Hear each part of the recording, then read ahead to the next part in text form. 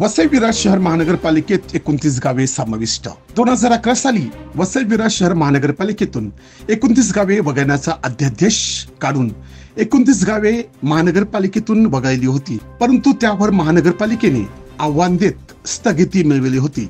त्यामुळे गावे वगळण्याचे प्रकरण उच्च न्यायालयात प्रलंबित होती। मधल्या काळात शिंदे फडणवीस सरकारने 29 गावे महानगरपालिकेत समाविष्ट करण्याची प्रक्रिया सुरू असल्याबाबत पत्र मुंबई उच्च न्यायालयात सादर केले होते व त्यानंतर उच्च न्यायालयातील सुनावणीची प्रक्रियेवर दोन्ही पक्षकारांनी बारकाईने लक्ष ठेवून आदेशाच्या प्रतीक्षेत असताना दिनांक 14 फेब्रुवारी 2024 रोजी महाराष्ट्र शासन राजपत्रामध्ये अधिसूचना प्रसिद्ध करून 29 गावे महानगरपालिकेत समाविष्ट करत असल्याचे ठरलेले आहे आणि ह्यावर हरकती नोंदविण्यासाठी 30 दिवसाचा कालावधी देण्यात आला आहे।